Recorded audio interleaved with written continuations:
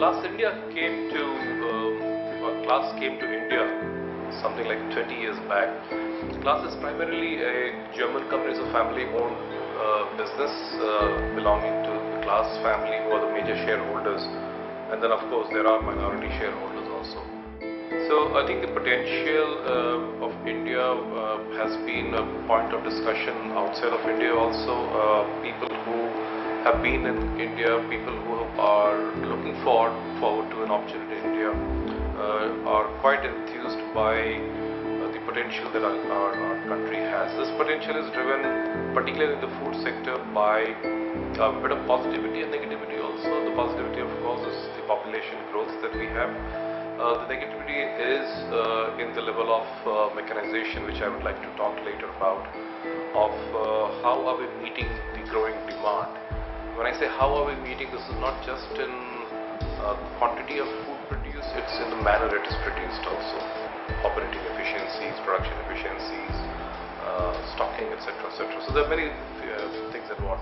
But if you look at this, take a step back, you will find that I think the potential in India, driven by a rising population, driven by exposure, that there is better quality of food available, and driven by rising milk production, for example. This is not just about food, but also milk that falls into that.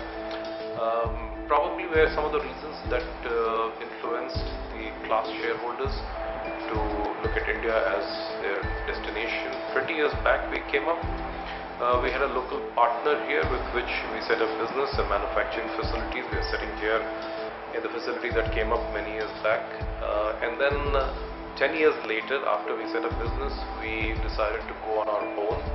So now Class India is 100% owned by the Class Global company.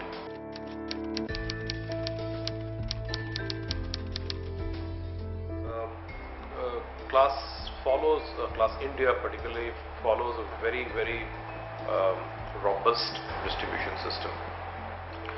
Our process of studying applicants, studying the potential, studying the viability of having a distribution is very, very robust. It's a very, very rigorous process by which we go through this. Therefore, to set up a distribution, we have to see whether it's viable enough to set up a distribution that in that particular state. Do we have the right product offering for the state? Have we studied the market potential of the state very well? Once you have determined the potential, then you look for the right partner, or distribution partner, and I would like to actually call these people as our partners because they are part of our extended family. And therefore, the touch to the extended family or the partners is the way we would develop our own internal departments. So we support the distribution, we help them with the initial capital part, we help them with the initial training, even provide some people for them temporarily so that they can develop the competency of being able to sell, market and service the machine. We support them in road shows, in marketing, so that the coverage is known, the features, the benefits are well known. We help them in all those also. And then a very big focus on infrastructure. We would like each of our dealers to offer an integrated facility to our customers. So when the customer walks in, he should be able to buy a machine, he should be able to buy spares, and he should be able to get service from the same location so that he doesn't have to run to many places.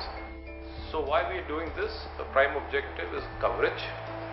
Prime objective is our satisfaction of the customer. How do we achieve satisfaction of the customer? By providing him parts when he needs it, by providing him service when he needs it and where he needs it. You see, combined harvesters in India are our strength. We would like to continue to improve upon what we have offered to our customer so that we bring even better efficiency, both cost and operations to the customer. So over the next 2 or 3 years, we will see more introduction of models in that area, and that would be very interesting opportunity for the farmer. And that's on the combined harvester part. We already are pushing. We touched upon the point of transplanter. I think there will be more models available on the transplanter also. I talked about green line equipment, which is on the dairy side. So you will find us some activity from our side on the dairy side, and we'll have some machines coming in on that part also.